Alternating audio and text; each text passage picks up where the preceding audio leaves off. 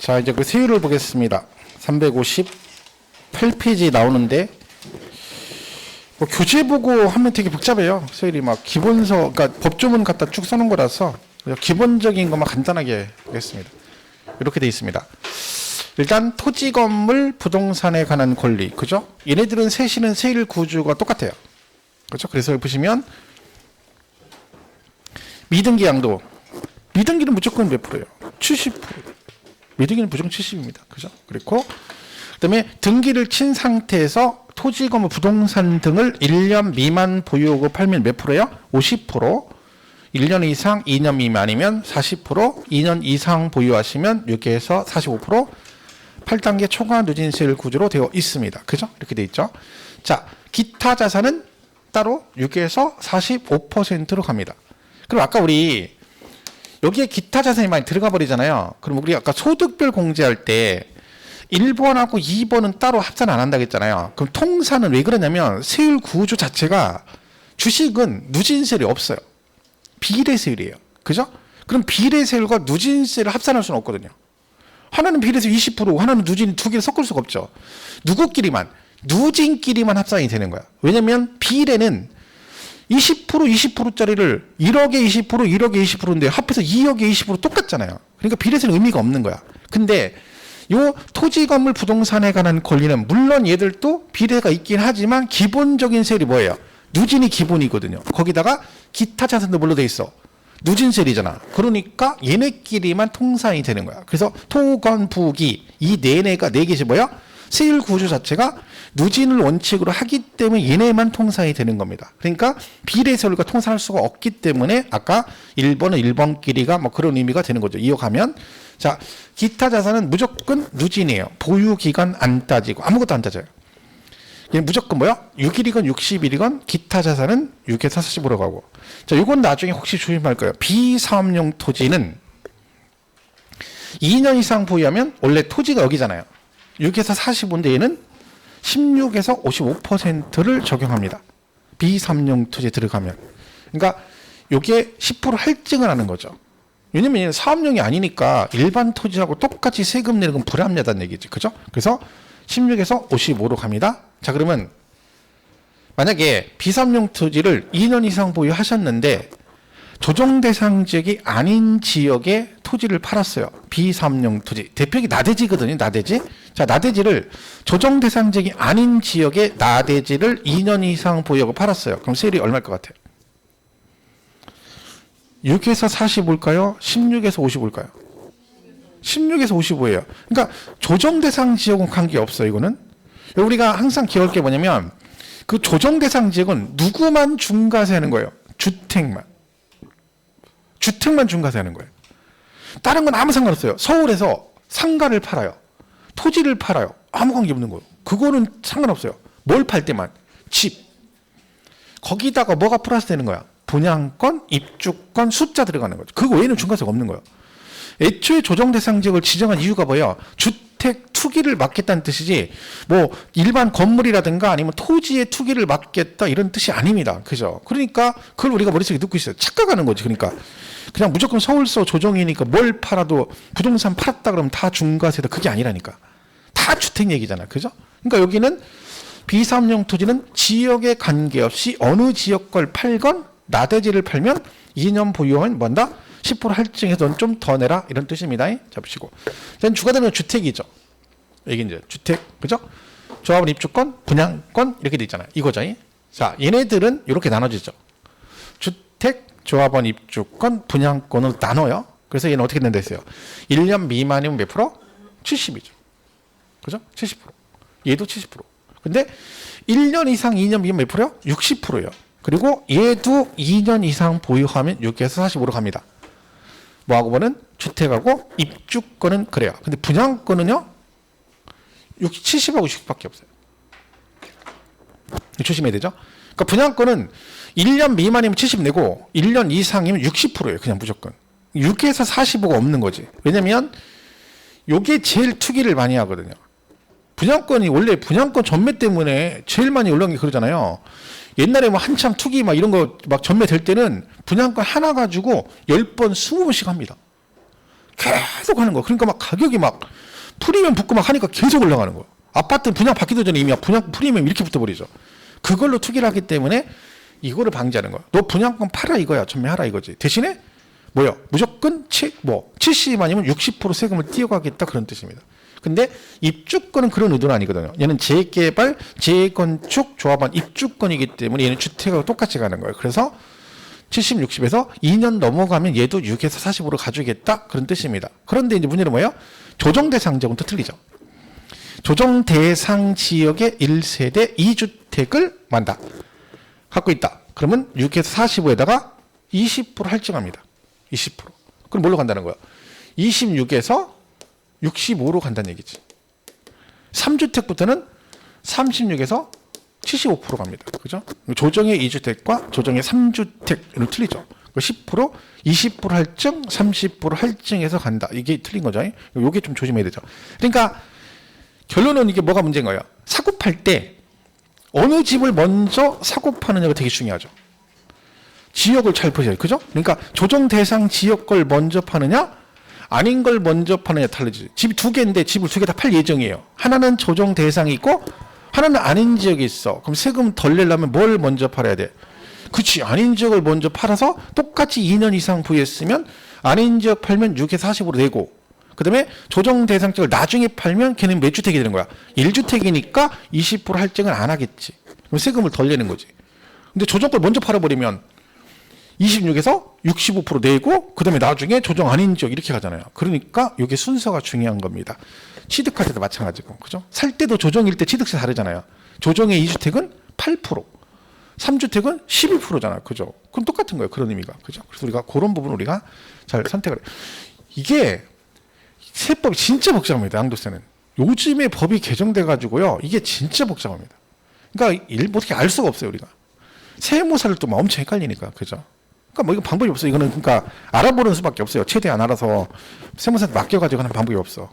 본인이 하는 건 지금 무리예요. 워낙 복잡하게 돼 있어서. 뭐 시행령 어떻게 돼 있고만 해서 다 틀려요. 우리가 알 수가 없지. 그죠? 자, 그래서 요걸, 자, 세율은 여기는 꼭 기억하셔야 돼요. 기본적으로. 아까 있는 기본 세율하고 요거 정도만 잘 푸시면 됩니다. 교재 있는 거 다 한번 절 거 없이. 요거 기본 세율. 미등기 70이고 요렇게 돼 있고 비사업용 토지는 2년 이상 부여하면 10% 할증한다. 그죠? 뭐 주택하고 입주권, 분양권 요거 잘 기억하시고요. 그리고 조정의 2주택과 3주택은 할증한다. 이렇게 한번 보시면 돼요. 세로. 그죠? 여기까지 보시면 됩니다. 나머지 볼 거 없어요. 이거는 지금 안 하겠어. 이거 넘겼는데 왜 여기 있지? 요거는 작년에도 실제가 돼서, 그죠? 그리고 지금 하면 되게 복잡해요. 이게 제일 양도세 어려운 부분이에요. 이미 출제가 됐기 때문에 올해는 나올 확률이 거의 없어요. 재작년에도 문제를 한 줄, 두 줄 냈었는데 작년에 이걸 단독으로 또 냈거든요. 그리고 이거 나중에 하긴 할 거예요. 한번. 근데 지금은 여러분 굳이 무리해서 할 필요 없어요. 어려운 거 자꾸 앞에 거 모르는데 이런 거 되게 복잡해 보이잖아. 근데 이런 거 막 하겠다 도전의식을 갖고 그러면 안 돼요. 그런 사람이 떨어지는 거야. 그 쓸데없는 거에 도전의식 가지면 떨어지는 거죠. 이게 도전의식을 가질 일이 아니에요. 저런 거는 과감하게 포기할 줄 알아야지. 그죠? 그래야 합격하는 거요. 자꾸 어려운 거 맞추려고. 그죠? 그러면 안 된다니까. 그러니까 중요한 거는 그거예요, 여러분. 많이 공부해가지고 세법을 14개 맞을 수 있어요. 14개 이상 맞을 수 있죠. 근데 그러려면 시간 투자를 어마어마하게 해야 돼요, 여러분. 그죠? 그게 의미가 없는 거야. 보세요. 40문제짜리와 16문제짜리가 얘도 4시간 하고 얘도 4시간 해. 잘못됐잖아요. 세법 공부를 하긴 해야 돼. 근데 이게 또 4시간, 얘를 4시간 하면 안 되죠. 6시 이게 맞는 거 아니야? 논리적으로, 그죠? 문항수가 틀린데 얘 훨씬 많은데 얘도 4시간 거고 16문제짜리 4시간 해가지고 이건 말이 안 되는 거예요. 그러니까 이렇게 공부해서 맞출 것 같으면 이렇게 공부 안 되죠. 그죠? 이게 맞잖아요. 이게 훨씬 많이 나오는데 2배 이상 나오는데 시간을 4시간씩 똑같이 배분한다고 말이 안 되는 거지. 그죠? 그러니까 세법을 16개 맞는 거 좋은데 그 16개를 맞기 위해서 40문제 맞을 만큼의 공부를 해가지고 시간 투자해서 16개 맞을 거면 잘못된 거예요. 그럼 누가 그렇게 공부를 해? 그죠? 근데 그러죠. 뭐 사람마다 틀리겠지만 선생님들도 막 강의를 만점을 목표로 하는데 되지도 않는 소리예요. 뭐 14개 이상 맞는데 가능합니다. 근데 그 강의 보면 강의 내용이 어마어마합니다. 강의 숫자가 어마어마해요. 막 이런 거 민법보다 더 많은 경우도 있어요. 근데 그 많은 걸 언제 다 듣고 그거 다 들어서 16개 맞으면 맞지. 근데 그거는 비효율적이잖아요. 우리는 합격이 목표지요. 특정 과목을 고득점하는 게 목표가 아니에요, 여러분. 내 과목만 잘하는 게 목표는 아니에요. 무조건 2차는 합격이 중요해요. 이 중개사는. 그건 제가 얘기잖아. 중개사법이 제일 중요하다고. 2차는 붙으려면 중개사법을 잘해야지 다른 게 필요 없어요. 다른 거는 점수 맞아봤자 고득점 안 돼요. 거기서 거기야. 중개사법 30개 밑으로 맞으니까 어려워지는 거야. 중개사법 24개 맞으면 제가 볼 때 떨어질 확률이 90%입니다. 중개사법 24개 맞은 사람은 합격 확률보다 떨어질 확률이 90%라고 봐요, 저는. 왜? 다른 거 24개 다 못 맞거든요. 맞을 수 있지만 어렵죠. 그게 문제인 거야. 근데 그걸 잘 하셔야지, 짜서. 야간반은 안 되지만 주간반 공부하시는 분은 제가 말했죠. 맨날 하루에 1시간씩 중개사법 매일 하시라고. 하루에 1시간씩 중개사법 매일 하면 시험 볼 때까지 하잖아요. 그분 무조건 30개 이상 맞을 수 있어요. 근데 얘기도 뭐 하지도 않아요. 그렇게도 안 하면서 맨날 앉아가지고 뭐 점수가 나오네 안 나오네 뭐가 어렵네 쉽네 뭐 얘는 뭐 10개 맞네 뭐 벌칙이 맞네 뭐하는 말장난이 맞네 말만 하고 앉아가지고 해야지 그게 되는 거지. 그걸 또 안 하면서 맨날 안 하고 말이게. 나중에 시험 보고 나서 세법 어려웠어요 그런 얘기 하지 마세요. 8개는 10개 내가 세법 10개 맞았어. 근데 10개밖에 못 맞았고 10개 맞은 사람이 나 진짜 문제 어려워서 10개밖에 못 맞았어. 이 사람은 이해가 가. 세법 4개 막 3개 맞고 나서 세법 어려워가지고 나 4개밖에 못 맞았어. 말도 안 되는 소리 하지 마. 그 사람은 어차피 4개야. 공부를 안 한 거잖아. 그죠? 그런 얘기하면 안 되죠.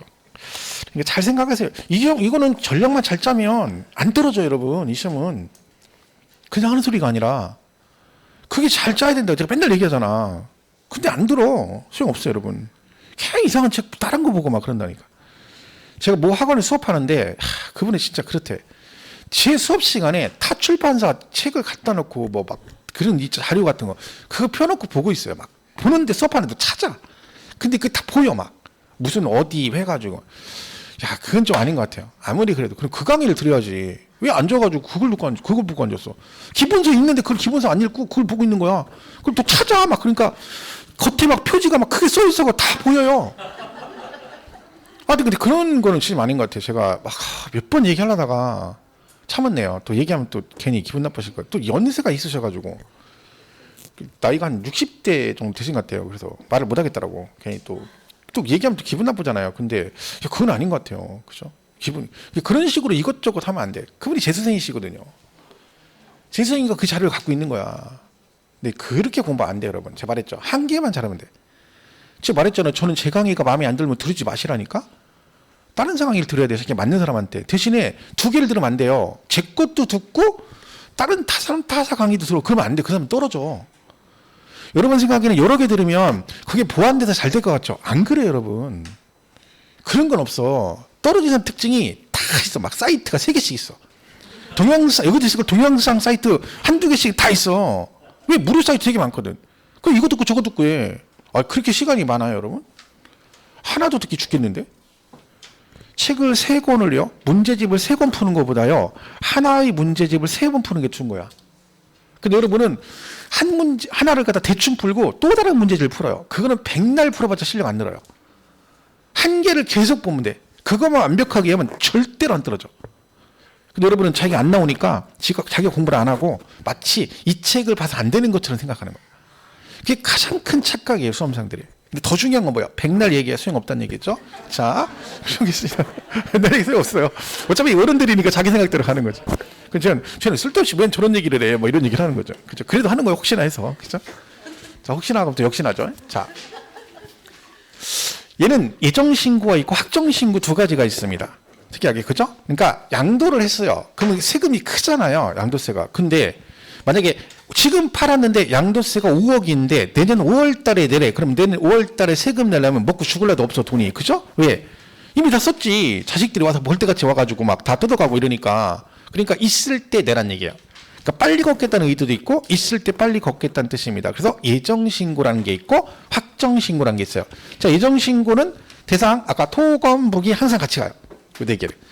그러니까 얘네들은 예정신고를 언제 한다? 양도 1일, 속한 달의 말일부터 2개월입니다. 그러니까 속한 달의 말일부터 2개월이에요. 말일부터 2개월. 그러면 예를 들면 제가 말했죠. 6월 15일까지 예정신고를 해야 된다. 이런 식으로 시험에 나온 적이 있어요. 지문이 기출문제로. 얘는 맞아 틀리다. 무조건 정답 아니에요, 얘는. 뭔지 모르지만 정답이 될 수 없다. 왜 그런다 했어요? 예정신고는 무조건 말일만 정답이 될 수 있다. 1월 달부터 12월 달까지. 왜 그런다 했어요? 속한 달에 말일부터 여기가 2개월이라 했잖아. 개월의 뜻은 뭐라겠어요? 그 시작한 날에 다음 달, 오늘, 그 다음 달, 오늘, 그 다음 달, 오늘이에요. 개월의 뜻은. 그러니까 시작을 말일부터 했으니까 끝나는 것도 무조건 언제로 끝나야 돼? 말일로 끝나야 정답이 되는 거죠. 그러니까 모든 예정신고는 1월 1일부터 12월 달까지 말일만 정답이 될 수 있으니까 뭔지 모르지만 얘는 무조건 틀린 거죠. 저희 그럼 만약에 오늘이 지금 2월 달이잖아요. 지금 만약에 집을 팔았다. 그럼 예정신고를 언제까지 해야 될까요? 다다음 2개월이니까 지금 2월 달이니까 2월 말부터 해서 3월, 4월 30일까지 예정신고를 하시면 된다. 이 뜻입니다. 보시면 되고. 그 다음에 허가 전에 대금을 청산할 때 그러면 얘는 허가일이 속한 달의 말일부터 2개월 그렇습니다. 그러니까 허가구역인 거죠. 허가구역. 근데 여러분이 5월 25일 날 잔금을 줬는데 토지거래 허가가 이날 났어요. 그럼 원래는 양도일이 잔금 날짜니까 5월 25일이죠. 그럼 원래 얘 언제 돼요? 5월 말부터 2개월이니까 7월 31일까지 하는 게 원래 맞죠. 근데 이거 허가구역인 거예요.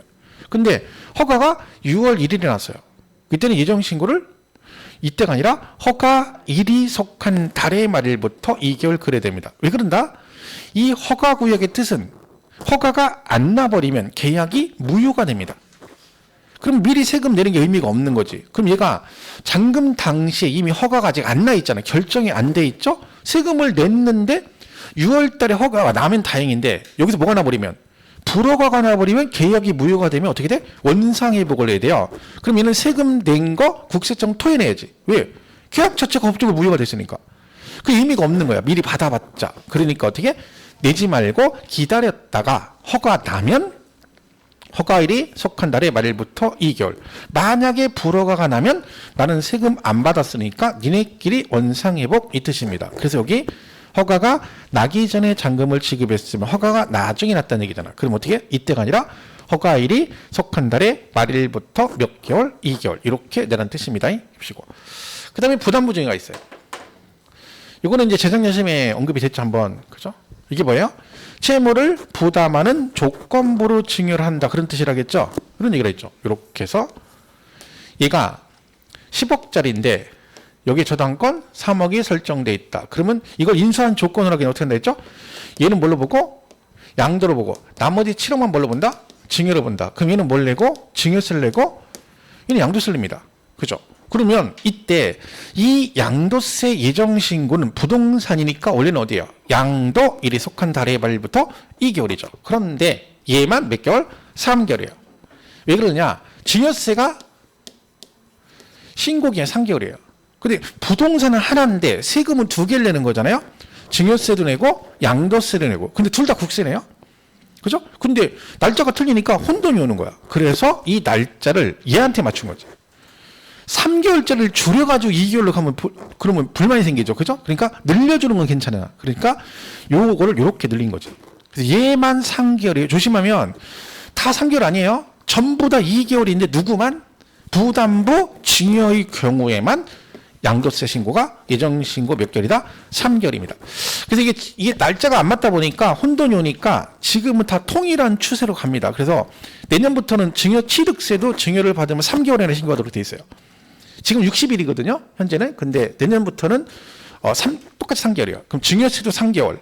취득 증여를 받으면 취득세도 3개월. 양도세도 부담부 증여했을 때는 얘랑 연결되는 건 다 몇 개월? 3개월로 통일을 하는 거지. 근데 그 이제 개정은 됐는데 시행은 올해부터 안 하고 내년 1월 1일부터 합니다. 그래서 올해 시험에는 이제 취득세 60일로 가지만 내년에는 이제 뭘로 가요? 60일. 그러니까 내년 가면 취득세가 좀 바뀝니다. 그래가지고 내년부터는 실거래가, 그러니까 시가표준에 이거 적용 안 해요. 내년 취득세 시가표준에 적용 안 해요. 그게 없애버리고 적용 안 하고 없어진 건 아닌데 적용을 안 하죠. 지금 왜 사시면 시가표준과 비교 둘 중에 큰 금액으로 신고하면 받아주잖아요. 이제는 안 돼요. 그게. 무조건 유상승의 실거래가예요. 시가표준액 표현 없고 비교 안 해. 그거보다는 조금 높게 있으면 인정 안 해줘요. 그리고 시가 인정액이라는 게 있어. 시가 인정액을 만들었어요. 그 시가 인정액이 거기 시세에 가까운 금액이에요. 그러니까 결론적으로 과표 금액이 전체적으로 높아지는 거지. 그렇게 되면 뭐요? 그걸로 세금을 내는 거죠. 증여 같은 경우도 이제 시가평 적용 안 하고 시가 인정액으로 갑니다. 상속 빼곤 다. 그 많이 바뀌죠. 그래서 내년에 이제 취득을 하게 되면 세금 부담이 취득세 부담도 좀 커질 수는 있습니다. 그래서 좀 안 좋은 얘기죠, 다. 그리고 올해 합격해야 돼. 내년에 복잡해. 그럼 그죠? 그러니까 내년을 바라보고 그러면 안 돼요, 여러분. 배수진을 치야 돼. 내년에 골치 아파져. 그러니까. 그죠? 악담을 하고 있는 거야. 네가 나를 지금, 그죠? 그런 거죠. 자, 그래서 부담보증에는 3개월입니다. 보시고. 자, 그 다음에 주식은 반기. 얘는 근데 시험에 안 내요. 이걸 답으로 내진 않아요. 그죠? 이렇게 돼 있어요. 이렇게 나온 적이 있어요. 요거를 이제 여기를 맞다가 얘들 갖다가 여기서 뭐 반기, 분기, 뭐 3개월 이렇게 고친 적은 있지만 이 자체를 정답으로 내지는 않습니다. 주식이 부동산이 아니기 때문에 그럼 예정신고는 얘네만 잘 보면 돼요. 그죠? 이렇게 해서 보시면 됩니다. 예정신고. 자, 그 다음에 우리 예정신고할 때 뭐요? 양도 차익이 없거나 차손이 발생해도 뭐 해야 된다. 예정신고는 하여야 한다. 이거 시험 진짜 많이 나왔습니다. 손해를 보거나 차익이 없어도 세금 신고는 해야 돼요. 그럼 우리가 어차피 세금은 안 내는 거잖아요. 근데 왜 신고를 해야 된다? 지금 손해봤다는 얘기는 누구 얘기라고요? 내 얘기예요. 본인 얘기, 여러분이 주장하는 거잖아. 근데 국세청에서 그러셨어요? 아유, 좀 남으셨어야 되는데 어떻게 그렇게 손해보고 파셨대? 알았어요. 그러니까 어림도 없는 얘기죠. 네 말이 맞으면 그대로 해줄 테니까 뭐해라? 근거 서류를 갖춰서 신고는 하여야 한답니다. 의무 규정입니다. 그러니까 여러분 확정 신고가 됐든 예정 신고가 됐든 무조건 뭐는 신고는 하여야 한다가 맞아요. 근데 이것도 틀린 사람 되게 많아요. 양도 차익이 없는 경우는 예정 신고를 하지 않아도 된다. 이렇게 내잖아요, 시험에. 그러면 시험 볼 때 갑자기 그 생각이 드는 거예요. 그렇지. 어차피 세금 안 내는데 뭐대로 신고를 해? 맞았어. 이런 사람이 있다니까? 뜬금없이. 그런 건 없습니다. 본인 생각이다. 그러니까 무조건 신고는 해야 됩니다. 그러면 예정 신고를 2달 안에 안 하시면 가산세 부과될까요? 안 될까요? 예됩니다. 네, 됩니다.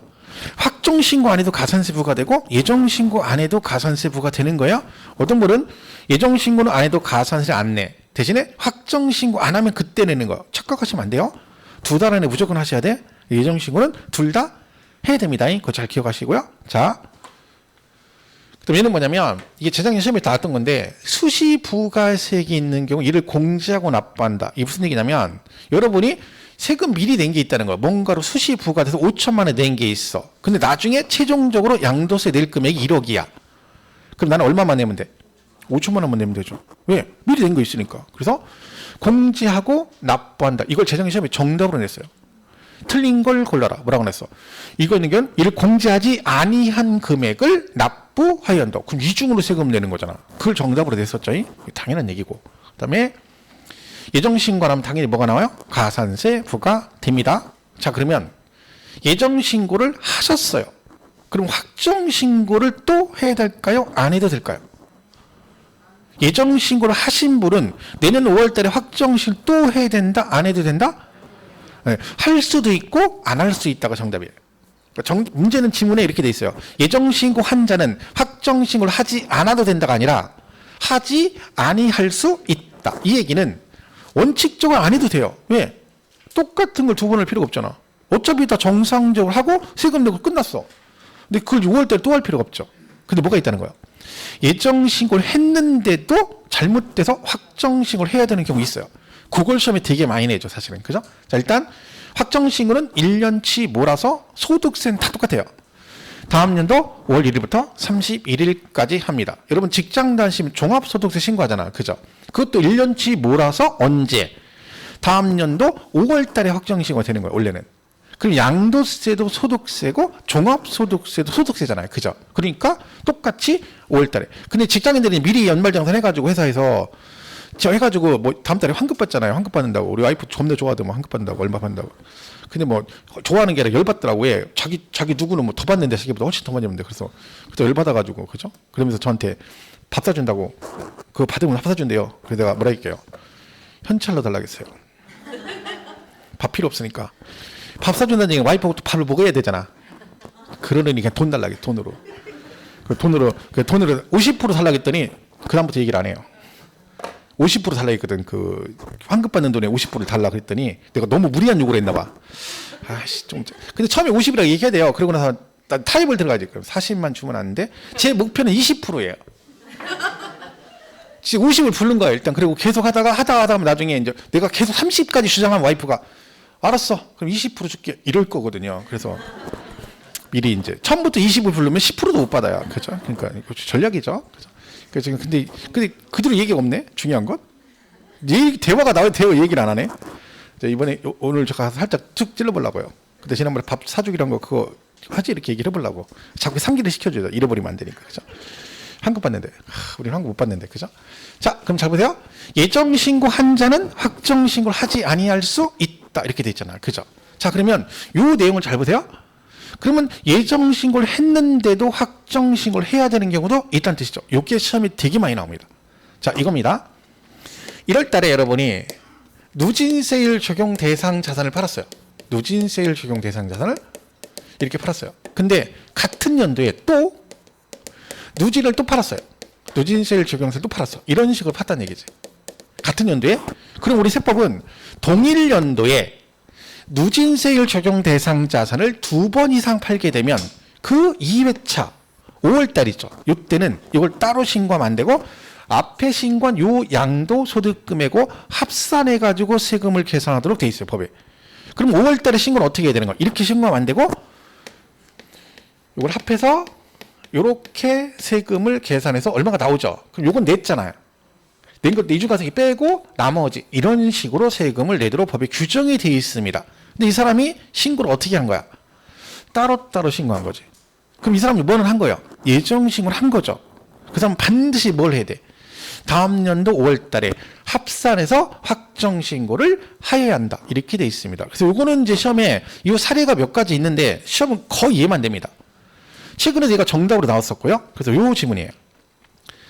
이렇게 안 할 수도 있는데 다만 당해년도 누진세율 적용 대상 자산에 대한 예정신고를 2회 이상 한 자가 이미 신고한 양도소득금에 가서 합산 신고를 해야 되는데 그걸 하지 않았으면 반드시 뭐래라?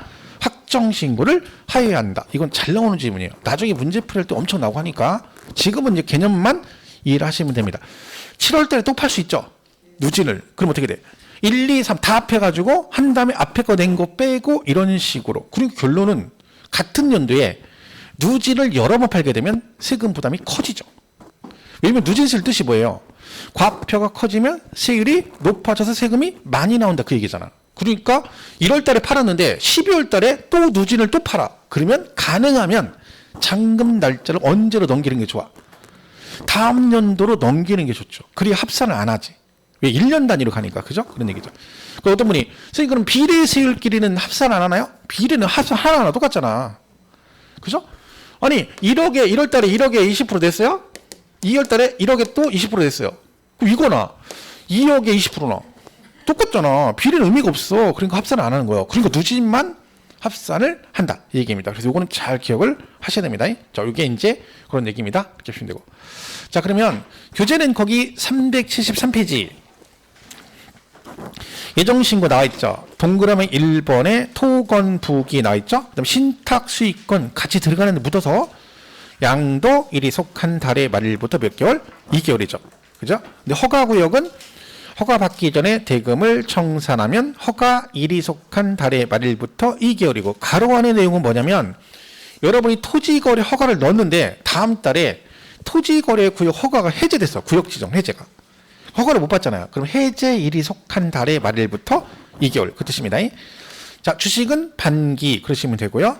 동그라미 3번 중요하죠. 부담부 증여의 채무액은 몇 개월? 3개월. 얘만 3개월. 그죠? 그 양도로 2번 양도 차익이 없거나 차손이 발생해도 뭐라? 예정신고는 해야 된다는 얘기죠. 그걸 잘 보시고. 그리고 맨 밑에 5번에 예정신고 납부 의무를 위반한 경우는 뭔다? 무신고, 과소신고 및 가산세 부과된다. 전부 다 가산세 부과됩니다. 자, 한 장 넘기시면 그 뒤에 건 보실 거 없어요? 그리고 오른쪽 확정신고 나오죠? 이 375페이지. 동그라미 1번 다음 연도 5월 1일부터 31일까지 확정신고 하시면 되고요. 그 가로 안의 얘기는 그거예요. 막 복잡하게 되는데 자 보세요. 2021년 12월 달에 잔금 주고 2022년 1월 달에 토지거래 허가가 났다 만약에. 그죠? 이럴 수 있죠. 연도 바뀌어서. 그러면 얘는 일단 예정신고를 언제까지 해야 될까요? 21년 12월에 잔금 주고 허가는 22년 1월 달에 났어요. 예정신고 언제까지 해야 돼? 22년 3월 말까지 해야 되죠? 이게요. 그럼 얘가 만약에 확정신고를 하게 되면 언제 해야 돼요? 2023년 5월 1일부터 31일이죠. 예정신고는 확정신고 같은 연도에 하는 게 아니에요, 여러분. 항상 다음 연도야. 그러니까 이런 식으로 가면 확정신고 언제 한다? 허가일이 속하는 과세 기간에 다음 연도 5월달 이 뜻이에요. 그거 써는 거예요. 그냥 참고로 보시면 되고요. 그 다음에 동그라미 2번은 얘도 과표가 없거나 결손금액이 있어도 한다. 신고는 하여야 한다. 그 얘기고요. 그 다음에 3번 보세요. 이게 중요하죠. 예정신고한 자는 해당 소득에 대한 확정신고를 하지 아니할 수 있다. 다만 다음의 경우는 그러하지 아니하다 그랬죠. 그래서 거기 기억법만 기억하시면 돼요. 당해년도 누진세율 적용 대상 자산에 대한 예정신고를 이해 이상한 자가 이미 신고한 양도소득금액과 합산하여 신고하지 않으셨으면 반드시 뭘 하셔야 된다? 확정신고를 하여야 한다. 그 뒤에 니은 디귿 있는데 걔는 시험에 한 번도 안 나왔어요. 보지 마시고 기억법만 잘 기억을 하시면 됩니다. 자, 마찬가지로 얘도 그 양가로 4번에 얘도 가산세 당연히 부과된다. 이렇게 되어 있습니다. 그죠? 하시면 되고. 자, 그 다음에 나머지 했고요. 이거는 이제 32회 때 우리 기출로 재작년에 나온 시험 문제인데 보세요. 이겠죠? 부담보증이요. 몇 개월? 양도세 한 개월. 그죠? 맞잖아요. 이렇게 나왔죠. 그 다음에 예정신고 납부하는 경우 예정신고 산출세액에서 감면세액을 빼고 그 다음에 수시부가세액이 있을 때는 이를 공제하지 아니한 세액을 납부한다? 틀렸잖아. 이거 정답이었거든요. 틀린 걸 골라라. 그렇죠? 자, 이건 당해년도 누진세율 적용 대상 자산에 대한 예정신고를 이해 이상한 자가 이미 신고한 소득을 합산하여 신고하지 않을 때는 단지 확정신고를 한다? 하여야 한다. 맞잖아. 이거 되게 잘 나와요. 그리고 실제로 얘가 과거에도 정답으로 여러 번 나왔던 얘기예요. 부가징수 물어볼 땐 되게 많이 나온 얘기 중에 하나입니다. 이거. 그 다음에 차익이거나 차손이 발생해도 뭐 한다? 신고를 하여야 한다. 이게 은근 많이 나옵니다. 이거 지금 진짜 많이 나와요. 정답으로 나온 적도 있어요. 근데 이것도 문화체에서 많아요. 항상 제기하지만 볼 때는 쉬운데 누구나 맞추지는 않아요. 그거마저도 틀린 사람이 수두룩하다는 거지. 그죠? 이렇게 해서 문제 그렇게 난이도 있는 거 아니죠, 이런 것들은. 그죠? 익숙하지 않을 뿐이에요. 그죠? 보시고. 자, 그 다음에 예정신고 관련해서 가산세가 부과되면, 자, 여러분 예정신고 안 하셔서 가산세가 부과됐어요. 그러면 만약에 5월 달에 확정신고를 또 안 했어. 그럼 추가로 가산세 부과할 수 있다, 없다? 없어요. 왜? 같은 걸로 이중으로 가산세 부과하면 안 돼요. 그래서 이중과세를 방지하기 위해서 예정신고와 관련하여 가산세가 부과된 경우는 확정신고와 관련한 가산세를 부과하지 않는다. 이게 맞는 말이죠. 똑같은 걸 두 번 하면 안 된다. 그렇죠? 그런 얘기고. 그 다음에 무조건 확정신고도 신고는 하여야 한다가 맞는 얘기입니다. 납세지는 이거 뭐 할 것도 있죠? 우리 이거 총론할 때 했었는데 지난 시간에 납세지는 어떻게 이해하시라 했어요. 그냥 따라와 외우지 말고 얘가 왜 주소지로 간다 했어요. 거주자 개념이 뭐다? 우리나라에 주소가 있으면 거주자고 또는 183일 이상 뭘 둔 자? 거소를 둔 자가 거주자라고 했잖아요. 그러니까 납세지가 거주자는 어떠네? 주소가 있으면 거주자니까 주소지다 내고 주소지가 없는 거주자는 어떠네? 거소지, 관할, 세무서 이렇게 간다니까. 그러니까 얘는 묶어서 같이 기억하시라니까. 어차피 아까 우리 거주자 개념이 우리나라에 주소가 있거나 183일 이상 거소를 둔 자가 거주자잖아요. 그리고 그 거주자는 세금 어떠네? 주소가 있는 애가 거주자니까 주소지, 관할, 세무서. 주소지가 없는 거주자는 거소지, 관할, 세무서 이렇게 하는 겁니다. 근데 비거주자는 주소도 없고 거수도 없잖아요. 그럼 여기도 갈 수가 없지. 근데 얘가 우리나라에서 돈을 벌었다는 얘기잖아. 그럼 우리가 상식적으로 얘가 우리나라 사업을 하는 거구나. 그러니까 소득이 있겠지라고 예측하는 거지. 그래서 사업장 소재지로 가는데 근데 사업장이 없는데도 소득이 발생할 수 있다 그랬죠. 왜? 얘가 잠깐 와가지고 외국인이 와서 한 3개월, 6개월 안 되게 뭐 했어? 강남에서 원어민 영어 강사에 돈을 벌었어? 그러니 사업장 있는 건 아니죠. 하지만 돈은 벌었지. 그럼 어디다 내야 돼? 그 원천 소득이 발생한 장소. 강남에 있는 학원에서 돈을 벌었다. 그러면 강남 세무서. 이렇게 간다는 뜻입니다. 그래서 요것도 은근 잘 나오는데 이거를 막 외우시더라도 누구랑 요 개념하고 같이 물려서 가면 얘도 되고 얘도 되는 거죠. 어차피 같은 얘기거든. 근데 이걸 따로따로 공부하면 거주자 개념 저것도 정의도 외워야 되고 그다음에 이 납세지도 따로 외워야 되잖아요. 근데 이거 갖다 놓으면 외울 게 없잖아요. 이러니까 주소지로 가고 없으면 거소지 관할 세무서 이렇게 정의를 하시면 됩니다. 자, 이런 게 있다 하시면 되고요. 자, 그다음에 거기 376페이지 분납이 나옵니다. 이건 우리 전에 재산세 배울 때 개념 기본 개념 다 똑같이 얘기했어요. 금액과 얘는 금액만 틀려요. 나머지 기본 개념은 똑같아요. 자, 금액은 얘는 1,000만 원 초과예요. 재산세는 250이죠. 종부세 250이에요. 어떤 분이 걔는 250이 얘는 왜 1,000만 원씩이 된다고? 여러분, 재산세 250이면 양도세 1,000원 안 것도 아니야. 재산세를 250만 원 내려면 재산이 어마어마하게 있어야 돼요. 얘는 지원을 집 팔아봐. 양도세 1,000만 원 넣은 거 아무것도 아니야. 매독도 나오는데 기본이 그죠. 1,000만 원 작은 거지 사실은 그죠. 양도세는 개념상으로 틀리죠. 그죠. 그래서 1,000 초과되면 분납이 가능한데 기간은 2개월입니다. 종합부동산세만 6개월이고 나머지 분납 기간은 2개월이에요. 그럼 얘는 이게죠. 얼마를 분납할 수 있느냐. 2,000만 원 이하일 때는 자, 이게 1,000이 기준이란 얘기는 납부 기한 내 무조건 얼마, 최소 얼마는 내란 뜻이야? 1,000원 내란 얘기죠. 그러니까 1,000원 내시고 초과되는 금액만 나중에 나눠낼 수 있고 2,000만 원 초과됐을 때는 무조건 뭐요? 100분의 50입니다. 얘는 어차피 2,000 초과니까 2,000만 원 초과되면 무조건 반절만 내더라도 1,000원 내는 거잖아, 최소한. 그러니까 걔는 무조건 반절까지를 나눠낼 수 있다. 이렇게 돼 있어요. 그 요 말이 무슨 뜻인지 알아야 된다 했죠. 양도세 신고 기한이에요? 그죠? 말일. 그럼 거기서 몇 개월이야? 2개월. 그럼 만약에 이번 달에 팔았어. 그럼 4월 30일이 신고 기한이잖아요? 그리고 분납하시려면 요거 지나고 2개월이니까 언제야?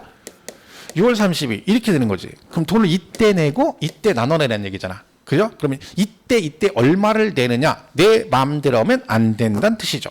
자, 그게 기준이 이거죠? 요 얘기는 뭐예요? 요때 나중에 나눠낼 수 있는 법정 한도금이라는 뜻입니다. 그래서 만약에 1,500만 원이 나왔다. 그러면 요때 낼 수 있는 최대 금액은 얼마다? 500만 원이라는 얘기죠. 2,000만 원 이하로 나왔으니까 1,000만 원 초과되는 금액인 500만 원 분납할 수 있고 기한 내 1,000원 무조건 내라. 이런 뜻이라고 했잖아요. 그죠? 재산세와 똑같은 개념이에요. 돈 금액만 달라. 1,200 내고 300 된다 했어요? 되죠? 먼저 많이 내는 거 상관없죠. 돈을 먼저 많이 내겠다는데 안 된다 그러면 안 되지. 이게 안 되는 거지. 900에 600은 안 되지. 왜? 1,500일 때 최대 분납은 500까지만 된다. 그런 뜻입니다. 그래서 이거는 하나만 잘 개념 이해하면 똑같아요. 재산세나 종부세 다 똑같아요. 요 금액만 다른 거지. 여기는 다 똑같아. 50% 이하는. 무조건 초과는 다 반절까지 되니까. 그죠? 그 개념을 잘 이해하시고요. 이건 재작년 시험에 나왔던 거죠. 예정에서 2,000만 원 초과하는 경우 2,000만 원 초과하면 얼마? 100분의 50 이하 금액을 기한 지나고 2개월 안에 분납할 수 있다. 맞죠? 이거 은근 많이 나옵니다. 그전에는 얼마면 얼마 분납할 수 있니에서 정답으로도 여러 번 냈던 거예요. 분납이 은근 잘 나와요. 재산세도 나오고 종부세, 양도세 다 언급이 되기 때문에 이걸 정확하게 기억을 하시는 게 중요합니다. 그래서 376페이지 밑에 3번에 분납 나오죠? 그죠? 1,000만 원. 얘는요, 중요한 게 그 양가로 1번에 예정신고 또는 확정신고 납부라고 돼 있죠? 자, 무슨 얘기야? 예정신고도 분납이 되고 확정신고도 분납이 된다는 뜻이에요? 둘 다 됩니다. 시험에 나온 적 있어요. 뭐라고요?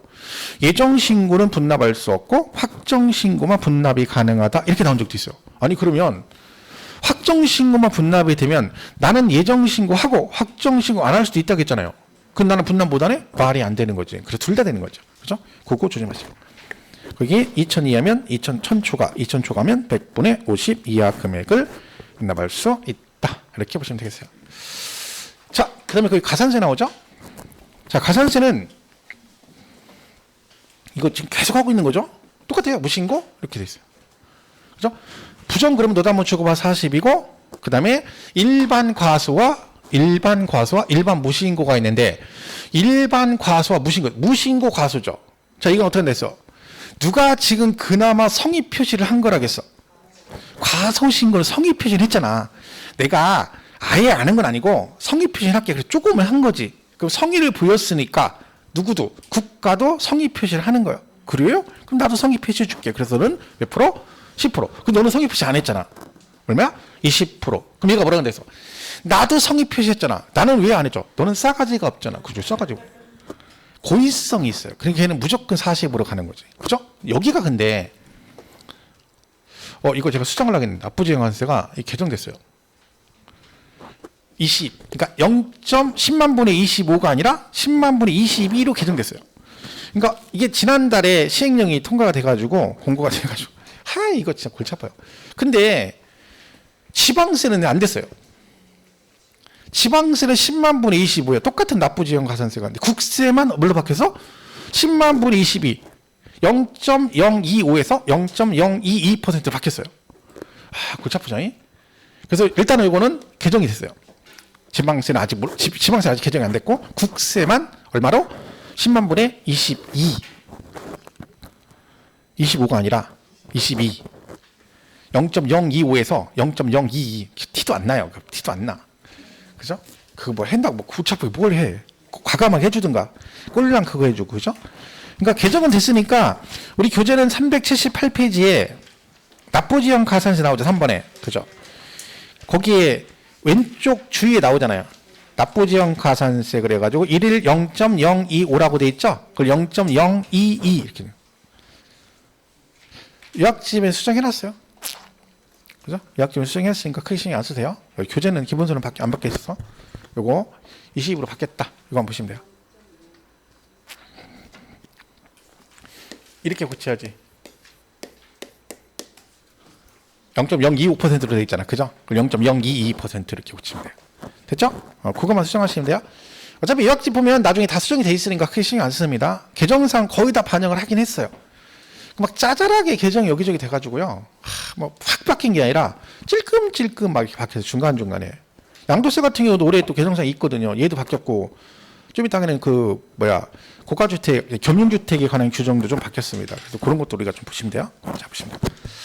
자, 부가세는 그냥 농어촌 특별시 20%인데 얘는 지금 보지 마세요. 이거 나중에 설명할게요. 이거 크게 중요한 건 아니기 때문에. 그래서 가산세 하나 수정해 주세요. 22. 그렇죠? 자, 이거는 지금 안 하겠습니다. 자, 결정경량 마찬가지고. 이거 지금 보실 거 없고. 부가세는 여기 또 있네요. 한 대로 한 번 하면 똑같은 거죠? 하나는 국세, 하나는 지방세. 부가세는 두 개밖에 없다. 그죠? 근데 지방세는 지방세 갖다 붙이고 국세는 국세 붙이는데 누구만 조심하라 했어요? 취득세무는 여기만 농특세가 붙고 그래서 얘만 10%고 나머지 몽땅 몇 프로? 20%. 그죠? 이것만 기억하시면 돼요. 그러니까 따로 외우지 마세요. 이 두 개가 있다는 거 꼭 기억하셔야 돼요. 부가세는. 얘는 국세는 지방세. 그죠? 지방세 갖다 붙이고 국세 갖다 붙이고 요 감면 이런 거 지금 안 보셔도 돼요. 감면은 거의 안 내거든요. 시험에. 그죠? 근데 설명을 할 거예요. 3월달에 이 부분은 좀 더. 지금은 여러분 너무 구체적으로 하면 머리 아파요. 막 어차피 머리 아픈 거 처음부터 그냥 다 해버리고 끝까지 가는 게 좋다 하는 쌤도 있고 저는 그런 생각은 반대예요. 왜냐면 이 사람에게 적응 훈련이 필요하거든요. 근데 처음부터 무리해버리면 질려버려요. 막 의욕이 안 생겨. 이미 기가 죽어가지고 이미지가 얘는 진짜 어려워. 한번 그게 바뀌어버리잖아요. 그럼 1년 내내 어려워요. 걔가. 저는 그러고 어차피 시간 많으니까 처음에는 기본적인 거 잘 개념 이해하고 이렇게 살붙여 가서 충분하거든. 결론은 마지막에 가면요. 차이가 없어요. 처음부터 무리한 사람이나 이렇게 붙여가는 거나 그때 가서 별 차이 없다는 거예요. 뭐 처음부터 다 한 사람이 그때 가서 공부 잘하냐? 절대 그런 건 없어요. 그럴 필요가 없지. 옛날에 이렇게 안 했어도 다 붙였어요. 이렇게까지 안 하고 해도 뭐. 저한테는요. 6월 달까지 기본서만 했어요. 요약집 같은 거는요. 참고 자료지 수업 시간에 요약집 하질 않았어요. 참 기본서만 계속 했어. 6월 달까지. 그리고 7, 8월에 문제집 딱 하고. 그 끝이야. 그리고 나머지 공부하는 거야. 그리고도 다 고득점 다 붙어. 근데 요즘에는 공부도 안 하면서 자꾸 여러분들이 공부 안 하고 자꾸 얇은 걸 찾으니까 자꾸 요약된 거 그것만 딸랑 보고 붙으려고 그러니까 자꾸 그쪽으로 하는 거야. 그게 의미가 없어요. 결국 내가 공부해야 돼. 소용없어. 시험은 제가 봅니까? 여러분이 보지? 강의 암만 백날 쓰는 얘를 떠들어봤자 여러분이 공부 안 하면 땡인 거야. 그죠? 본인이 열심히 해야지. 그죠? 그러니까 오늘 또 혹시 놀러 가려고 계획 세우면서 일찌감치 저기하고 공부하세요. 다른 생각 하지 말고. 그죠? 지금 여러분 팔자 좋게 놀러 다닐 때가 아니요. 지금 그럴 때가 아니라. 저는 죽으라고 오늘 저녁에 술 먹을 계획까지 짜놓고 여러분 대신 이 몸을 희생해가면서 하려고 지금 그런 비장한 각오로 오늘 처갓집 가서 또 밤새 이거 하게 생겼는데 여러분은 지금 놀러 갈 생각하면 안 되지, 그죠? 그죠? 아이고 제가 참 술 먹지도 못하는 술인데 그게 어떻게? 자, 그다음에 이제 387회 비과세 나오죠? 비과세. 여기 앞부분 요것만 잠깐 설명하고 일단 칠게요. 일단 요 네 가지가 있는데 사실은 더 있습니다. 조합원 입주권 얘네들도 비과세가 되거든요. 근데 입주권 같은 거는 거의 시험에 언급이 안 되기 때문에 지금 보실 필요는 없고 일단 기본 네 가지가 있어요. 어차피 1주택 기본 개념 이해하면 조합원 쪽은 또 똑같이 따라가기 때문에 별 문제는 없어요. 근데 여기서 1번하고 4번은 제목 정도 기억하시면 돼요. 파산 선고 처분 소송 시험에 내용을 물어볼 수가 없어요. 한마디로 무슨 뜻이에요? 사업이 망해서 법원에서 파산 선고를 받은 거야? 그 남은 재산을 처분하게 되죠. 그럼 그건 세금 내지 말란 얘기지. 왜? 빚 갚아야지. 채권자가 많이 있잖아요. 그러니까 이건 그냥 뭐 해주겠다. 비과세 해준다는 얘기고. 그 다음에 4번은요. 조정금이라고 돼요. 조정금. 여러분 이 조정금 나오잖아요. 그럼 무조건 신경 쓸 거 없어. 얘는 그냥 이렇게만 이해하면 돼. 이게 뭔가를 돈을 주고 받았다는 얘기인데 이 돈은 양도세 계산할 때는 없는 돈으로 친다. 이렇게만 생각하면 돼요. 없는 걸로 쳐요. 자, 그러면 조정금을 받은 사람도 있고 준 사람도 있겠죠. 자, 그럼 조정금을 받은 사람은 돈을 받았다는 얘기지. 그럼 내 토지 주고 받았으니까 양도세를 내야 되는데 얘는 과세한다 안 한다? 안 한다. 왜? 없는 돈으로 치니까 비과세. 그럼 돈을 준 사람은 취득을 한 거거든요. 그럼 걔는 나중에 양도세 계산할 때 취득 가액, 즉 필요 경비로 포함시킨다 안 시킨다? 안 시킨다. 없는 돈을 필요 경비로 빼주면 안 되잖아. 그러니까 얘는 뭐야? 무조건 나오면 뭐라고 하면 돼요? 조정금 얘기 나오면 양도세, 비과세, 취득 가액에도 포함하지 않는다. 없는 돈이니까 돈만 주고 받은 거고 세금 계산할 때는 없는 걸로 치겠다. 이렇게만 이해하시면 돼요. 조정금은 그 제목만 기억하면 되는 거야. 이건 나올 일이 없어요. 사실 그 외에는. 내용으로 물어볼 수가 없지. 그럼 결국 내용 물어보는 건 뭐야? 2번하고 3번만 내용상으로 물어보는 겁니다. 그래서 첫 번째 이제 해서 나오는 게 뭐야? 농지, 교환, 분합. 이렇게 나오는 거지. 자, 이거는 시험에 단독으로는 오래전에 나왔고요. 최근에는 어쩌다 한 번씩 지문 한 줄 정도 나와요. 그 얘는 뭐예요? 농지를 뭐 했다고요? 서로 교환하거나 나누거나 합했대. 그럼 너도 비과세 해주겠다는 얘기지. 근데 무조건은 안 해주겠죠. 조건이 있겠지. 자, 그 중에 하나가 이건데 보세요. 이런 얘기입니다, 여러분. 자, 이 사람 둘이가 농지를 교환한대요. 얘가 10억짜리고 얘가 이렇게 했어요. 근데 얘가 농지를 파는데 이런 얘기를 들은 거예요. 야, 농지끼리 교환하게 되면 세금 양도세 비과세 해주는데 그런 얘기를 들은 거지. 그러니까 갑이 뭐래? 얘가 그래? 그럼 갑이 뭐래? 얘한테 팔면서 을한테 야, 혹시 너 농지 없니? 그랬더니 을이 뭐래? 있다는 거예요. 잘 됐네. 그럼 너랑 나랑 매매했다고 하지 말고 농지를 뭐 했다고 자? 서로 교환했다고 하자. 그럼 양도세 비과세가 되니까 그런 거죠. 그랬더니 이거 농지 얼마짜리인데 그랬더니 얘가 1억짜리가 있답니다. 그럼 얘가 뭐래요? 10억짜리 주고 요 1억을 농지로 받고 나머지 차액 얼마? 9억은 뭘로 받아? 현금으로 받으면 되잖아. 무슨 말인지 이해가시죠? 그러면 이 사람은 10억을 원래 매매로 한 건데 농지 1억짜리 교환했다고 차액은 9억을 현금으로 받아버려가지고 얘는 뭘 안 내버려? 양도세 비과세 해버리지. 그러면 다 이렇게 하죠. 그래서 그렇게는 안 되는 거지. 그 조건이 있어요. 뭐가? 요 현금 받은 이 차액 있죠, 차액. 요 둘의 차액이 일정 조건을 갖춰야 돼요. 그 조건이 뭐냐? 둘 중에 큰 토지 가격 얼마? 10억. 요거의 4분의 1 이하일 때만 비과세가 됩니다. 그럼 얘는 10억에 4분의 2, 2억 5천이잖아요. 얼마 쳐놨어? 9억. 얘는 비과세 안 돼? 안 돼. 요게 기준이에요. 요게 가장 농지 교환 분합의 기본이에요. 그러니까 요거는 시험에 이제 내면 이걸 내는 거지. 이걸 갖다가 이제 뭐 3분의 1, 2분의 1 이렇게 나온 적은 있어요. 그렇죠? 그러니까 요거는 기본적으로 기억하셔야 돼. 그러니까 똑같은 거예요. 다시 예를 들면 이렇게 해서 금액이 너무 큰가요? 1억. 이게 7,600. 얘는 비과세 받을 수 있다 없다? 있죠. 이거의 2분의 4분의 2,500이죠. 2,400이니까 얘는 비과세가 되는 거지. 그죠? 근데 1억하고 7,600을 교환하면 안 되지. 왜? 얘가 차익 2,600이잖아. 그리고 큰 토지가 1억인데 4분의 1이면 2억 2,500만 원이잖아. 넘었죠? 얘는 비과세 안 된다. 그 얘기입니다. 그래서 차액이 쌍방 토지 가액 중 큰 토지 가격의 4분의 1. 이건 꼭 기억하셔야 돼요. 근데 교환분합 사유가 있어요. 근데 이 사유는 외울 필요는 없어요. 근데 이게 4개인데요. 잘 보세요. 위에 거 3개는 다 누가 봐도 교환 사유 대상이 다 정해져 있어요. 전부 다 뭐야? 국가 등 법이죠. 그러니까 이거 이럴 필요 없지. 얘는 근데 개인도 할 수 있다는 거예요. 언제? 경작상 필요. 그러니까 농사짓기 불편해. 농지가 서로 섞여 있어가지고. 그럼 뭐예요? 서로 교환하게 되면 농사짓기 편하죠. 그런 경우도 비과세를 해주겠다는 얘기야. 그런데 여긴 조건이 있어요. 교환해서 비과세 해줬는데 비과세 받아놓고 경작을 안 할 수 있잖아. 이걸 해준 이유가 뭐예요? 농사짓기 불편해서 해준 건데 비과세 받아놓고 안 해버리면 안 되니까 의무적으로 얘는 뭐라 해야 돼? 3년 교환으로 취득한 농지를 의무적으로 3년 작용을 하셔야 돼요. 그럼 만약에 3년 작용을 안 하게 되면 어떻게 한다는 거야? 추징한다는 거죠. 그 얘기예요. 그런데 거기 또 예외가 있죠. 예외가 없으면 힘이 없죠. 무조건 3년 작용 안 하면 안 된대. 안 되지. 부득이한 경우라는 게 있잖아. 자, 그 중에 뭐야? 하나가 수용됐어. 나 1년 작용하고 강제 수용됐어. 그랬더니 너, 야, 3년 못 했으니까 너 그때 비과세로 도로 내놔. 말이 안 되잖아. 그죠? 자, 그리고 또 뭐 있어? 돌아가셨어.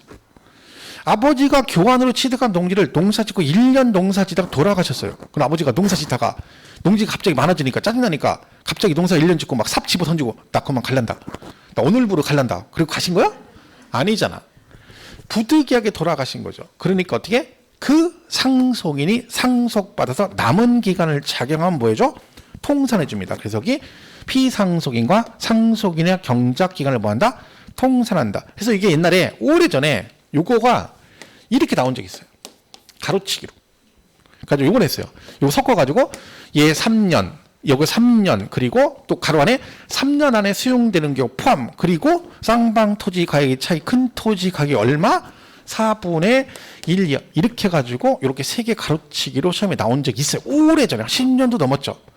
그 이후로는 한 번도 얘가 단독으로 나온 적이 없고 한 2번 정도 그냥 지문으로 3분의 1 이하, 2분의 1 이하 이렇게 나온 적은 있습니다. 그 정도니까 이렇게만 보시면 돼요. 교환불합은. 그죠? 이렇게 보시면 되겠죠? 자, 일단 여기까지 하고요. 잠깐 쉬었다가 남은 비과세를 정리하고 마치겠습니다.